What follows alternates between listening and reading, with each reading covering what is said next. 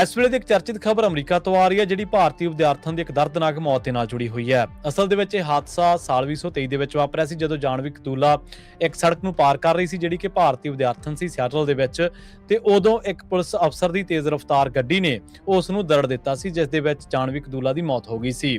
ਇਸ ਮਾਮਲੇ ਦੇ ਵਿੱਚ ਪੁਲਿਸ ਦੇ ਬੰਦੇ ਦੀ ਪੁਲਿਸ ਅਫਸਰ ਦੀ ਇੱਕ ਜਿਹੜੀ ਆਡੀਓ ਆ ਉਹ ਸਾਹਮਣੇ ਆਈ ਸੀ, ਜਿਸ ਦੇ ਵਿੱਚ ਉਹ ਕਹਿ ਰਿਹਾ ਕਿ ਇਸ ਮੌਤ ਤੋਂ ਬਾਅਦ ਪ੍ਰਸ਼ਾਸਨ ਨੂੰ $10,000 ਦੇਣੇ ਪੈਣਗੇ। ਮਤਲਬ ਕਿ ਉਹਨੇ ਇਸ ਦਰਦਨਾਕ ਮੌਤ ਦਾ, ਦਰਦਨਾਕ ਸੜਕ ਹਾਦਸੇ ਦਾ ਇੱਕ ਤਰੀਕੇ ਦੇ ਨਾਲ ਮਜ਼ਾਕ ਉਡਾਇਆ ਸੀ। ਬਾਅਦ ਦੇ ਵਿੱਚ ਲੋਕਾਂ ਨੇ ਇਸ ਮਾਮਲੇ ਨੂੰ ਚੁੱਕਿਆ। ਜਾਨਵੀ ਕਤੂਲਾ ਦੇ ਨਾਲ ਹੁਣ ਅਮਰੀਕੀ ਸ਼ਹਿਰ ਸਿਆਟਲ ਦੇ ਪ੍ਰਸ਼ਾਸਨ ਦਾ ਸਮਝੌਤਾ ਹੋ ਗਿਆ।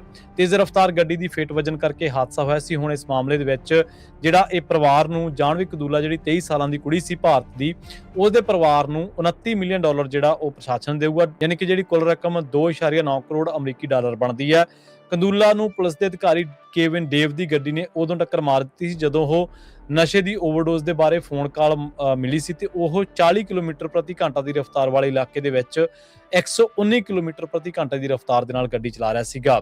ਸਿਟੀ ਅਟਾਰਨੀ ਅਰੀਕਾ ਇਵਾਂਸ ਨੇ ਜਾਨਵੀ ਦੇ ਪਰਿਵਾਰ ਦੇ ਨਾਲ ਹਮਦਰਦੀ ਜ਼ਾਹਰ ਕੀਤੀ ਹੈ। ਜਾਨਵੀ ਕਤੂਲਾ ਸਿਆਟਲ ਸਥਿਤ ਨਾਰਥ ਈਸਟਰਨ ਯੂਨੀਵਰਸਿਟੀ ਕੈਂਪਸ ਦੇ ਵਿੱਚ ਮਾਸਟਰਸ ਜਿਹੜੀ ਆ ਉਹ ਕਰ ਰਹੀ ਸੀ। ਕਤੂਲਾ ਦੇ ਪਰਿਵਾਰ ਨੇ ਇਸ ਸਮਝੌਤੇ ਬਾਰੇ ਅਜੇ ਤੱਕ ਕੋਈ ਬਿਆਨ ਨਹੀਂ ਦਿੱਤਾ। ਸੋ ਇਹ ਬੜੀ ਦਰਦਨਾਕ ਘਟਨਾ ਸੀ, ਜਿਸ ਦੇ ਵਿੱਚ ਪ੍ਰਸ਼ਾਸਨ ਨੇ ਆਪਣੀ ਗਲਤੀ ਨੂੰ ਜਾਂ ਇਸ ਮਾਮਲੇ ਨੂੰ ਸੈਟਅਪ ਕਰਨ ਦੇ ਲਈ, ਇਸ ਮਾਮਲੇ ਨੂੰ ਸੈਟਲ ਕਰਨ ਦੇ ਲਈ ਹੁਣ $29 ਮਿਲੀਅਨ ਜਾਨਵੀ ਕਤੂਲਾ ਦੇ ਪਰਿਵਾਰ ਨੂੰ ਦੇਣੇ ਮੰਨ ਲਏ ਨੇ।